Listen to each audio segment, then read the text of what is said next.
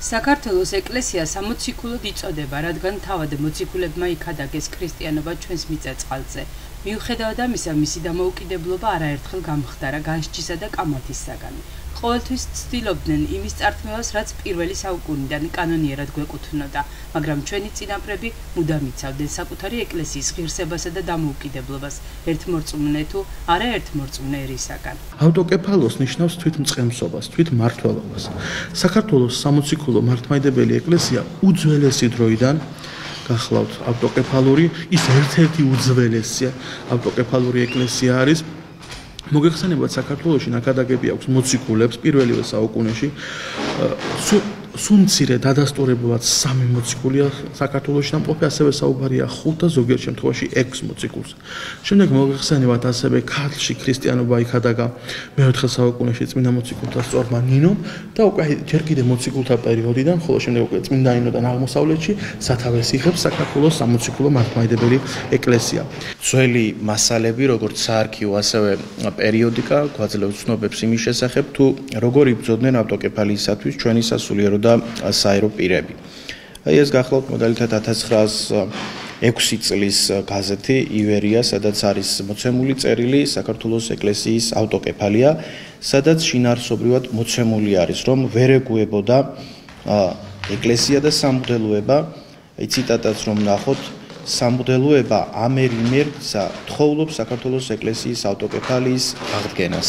და მრავალი წერილი გახლავთ ასევე სხვადასხვა პერიოდულ გამოცემებში, ასევე მნიშვნელოვანი წერილები არის თვითმმართველობა, რომელიც აღდგენის შემდეგ იქნა დადგენილი ჩვენს ეკლესიაში საპატრიარქოს არქივში, ასევე არის სხვადასხვა არქივებში და ასევე მნიშვნელოვანი არის, რომ არის შემორჩენილი სწორედ ეს მასალა პერიოდიკაში, იმდროინდელ პერიოდიკაში, მათ შორის საინტერესო მასალები არის გაზეთ საქართველოში.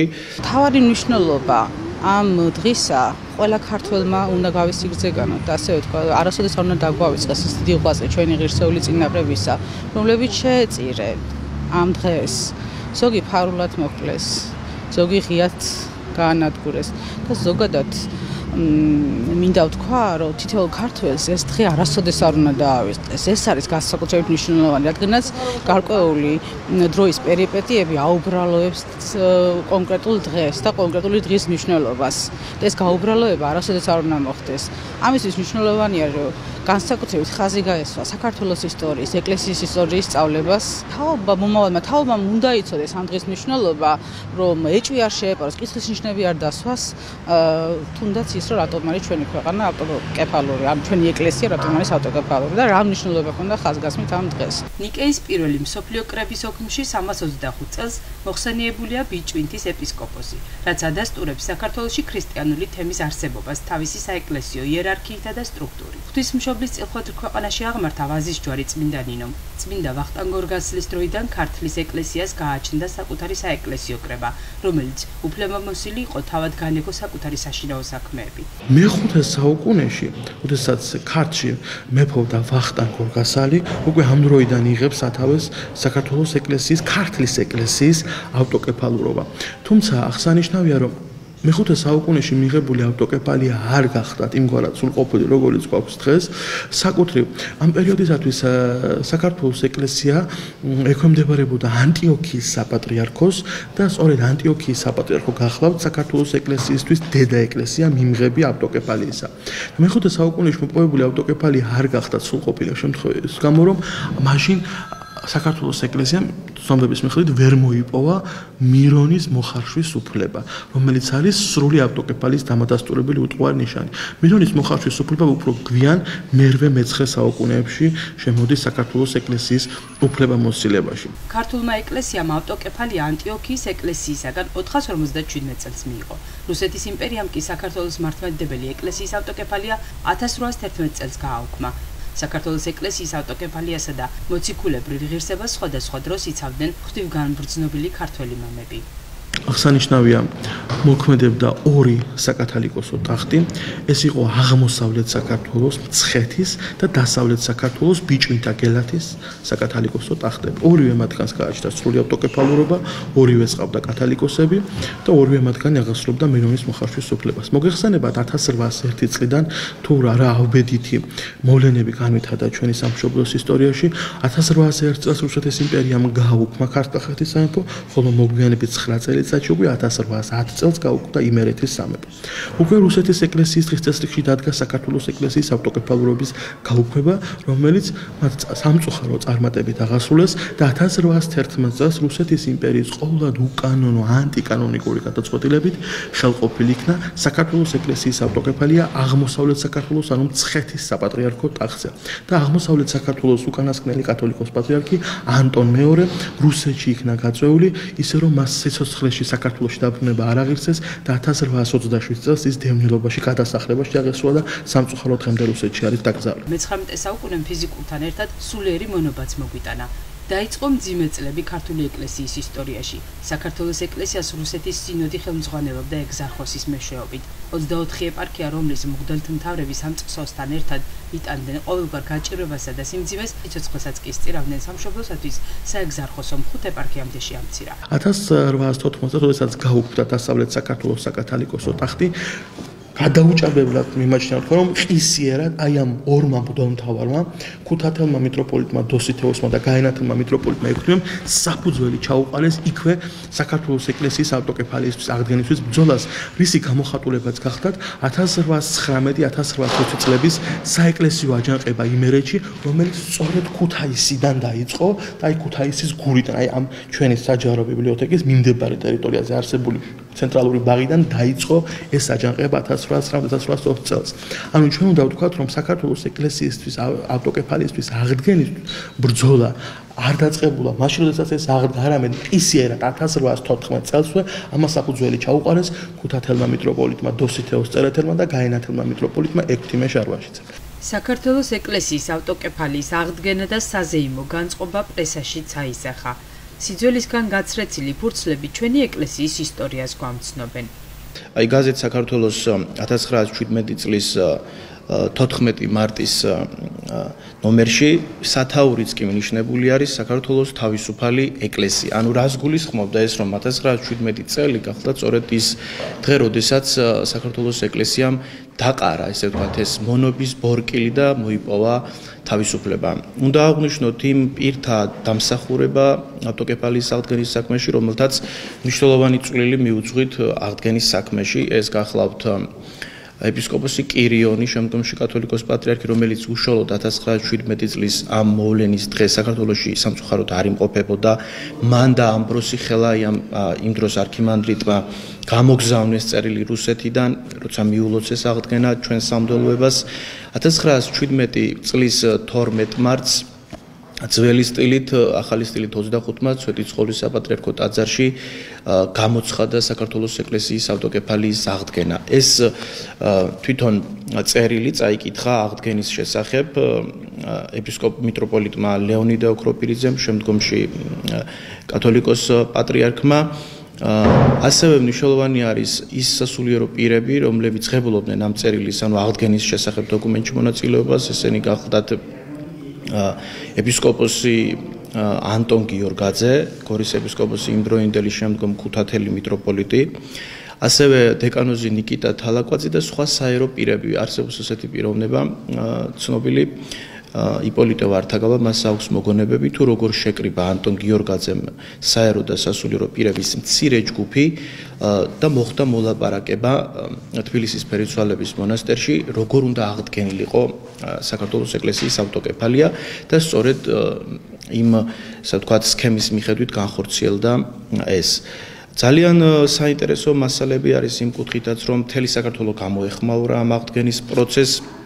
სხვადასხვა ეპარქიიდან იგზავნებოდა დებეშები, მისალოც დებეშები, მათ შორის საინტერესო წერილი არის ასევე ქუთაისიდან გაგზავნილი ქუთაისის სამღვდელოების აღმასრულებელი კომიტეტი გილოცავთ ივერიის ავტოკეფალ უძველესი ეკლესიის უფლებათა აღდგენას და შემდგომ გრძელდება ეს წერილი. სხვადასხვა წერილები ქვეყნდებოდა ასევე იმდროინდელი მღვდელმთავრებისა, რომლებიც ასევე ულოცავდნენ ჩვენს ერს ამ მნიშვნელოვან თარიღს. ძალიან საინტერესო სიტყვები წარმოთქვა 1 წლის თავზე აღდგენის შემდეგ ლეონიდე ოქროპირიძემ 1918 წელს, როდესაც ის უკვე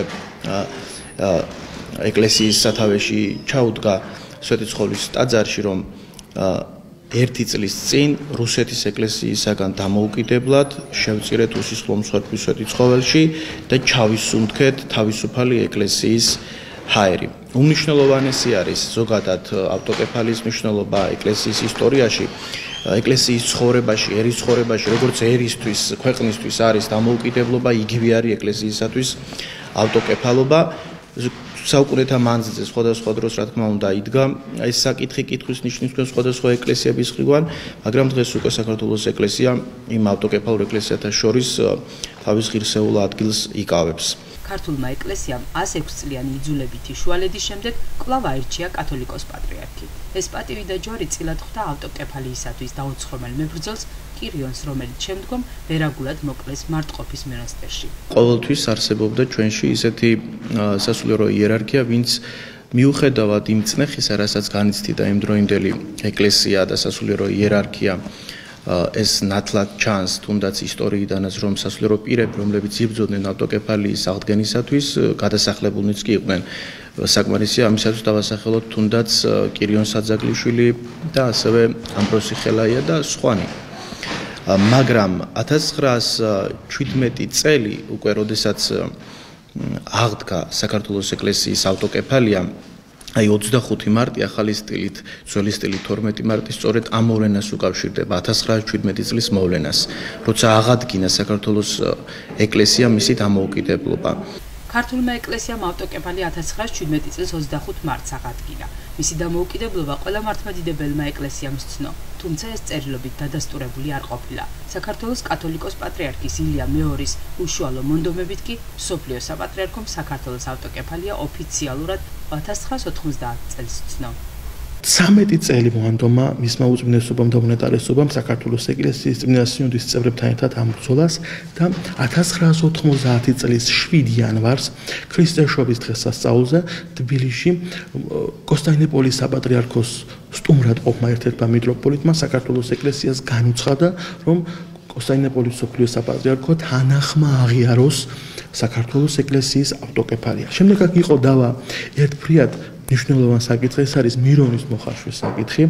როგორც ვთქვით, მირონის მოხარშვის საკითხი არის ავტოკეფალიის დადასტურების სრული ნიშანი, რასაც კოსტანტინოპოლის საპატრიარქო თავის მხრივ ართმობდა და სთავაზობდა ქართულ მხარეს, რომ საქართველოს ეკლესიას მირონი წამოიღო კოსტანტინოპოლიდან, რაც ერთხელ სუბორდინაციას წარმოადგენდა საქართველოს ეკლესიისა მსოფლიო საპატრიარქოსთან. სწორედ ეს საკვანძო უმნიშვნელოვანესი საკითხი თავისი პრინციპულობით არ დათმო მისმა უწმინდესობამ და უნეტარესობამ 1990 წლის 4 მარტს კოსტანტინოპოლის მსოფლიო საპატრიარქომ, მსოფლიო პატრიარქ დიმიტრიოს პირველისა და წმინდა სინოდის იმჟამინდელ წევრთა სახით საქართველოს ეკლესიის მამამთავარს და დამთავრებს, რომელთა შორის იყვნენ საქართველოს საპატრიარქოს იმჟამინდელი საგარეო განყოფილების თავმჯდომარე ცხუმაფხაზეთის მიტროპოლიტი დავით ჭკადუა და ქუთათელ-გაენათელი მთავარეპისკოპოსი ამჟამად მიტროპოლიტი კალისტრატე მარგალიტაშვილი.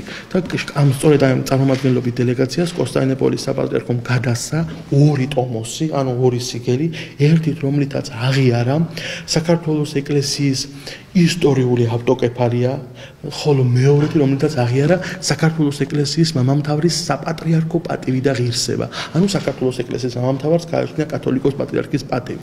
და აღსანიშნავია, რომ 2 ისტორიული საუკუნოვანი დოკუმენტის მცველად კონსტანტინოპოლშივე მისმა უწმინდესობამ და უნეტარესობამ კათოლიკოს პატრიარქმა ილია მეორემ დაადგინა ქუთათელ-გენათელი მიტროპოლიტი კალისტრატე და სწორედ კონსტანტინოპოლიდან მოსკოვის გავლით მოგეხსენებათ, მაშინ ჯერ კიდევ საბჭოთა კავშირი არსებობდა, კონსტანტინოპოლიდან მოსკოვის გავლით თბილისში, როდესაც ჩამოფრინდა ეს დელეგაცია, რომელმაც საუკუნოვანი გამარჯვების 2 დიდი ისტორიული სიგელი ჩამოიტანა, სწორედ მისი მაღალყურად უსამართლოების ქუთათელ-გაენათელი მიტროპოლიტის კალისტრატეს ხელით შემობრძანდა ეს 2 საუკუნოვანი დოკუმენტი ქართულ მიწაზე, რომლითაც ვერავინ ვერ ასრულებს ხელყოფს საქართველოს ეკლესიის უძველეს ავტოკეფალიას. ეკლესიის დამოუკიდებლობის მნიშვნელობასა და საეკლესიო სწავლების აუცილებლობაზე, საზოგადოების მეტი ინფორმირებულობის შესახებ საუბრობენ მოქალაქეები.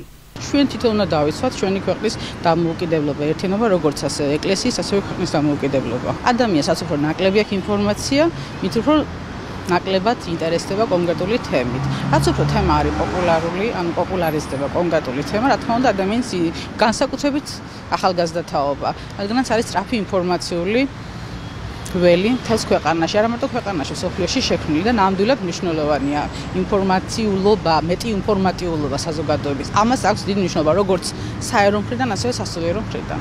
მე მიმაჩნია ნამდვილად, რომ რელიგიის ისტორიის საათები აუცილებლად უნდა იყოს სკოლაში. თუ დაწყებითი კლასში არა, დამამთავრებელ კლასში მაინც არ არის აუცილებელი დაუშვათ გინდათ რომ დაწყებითი კლასიდან იყოს ეს.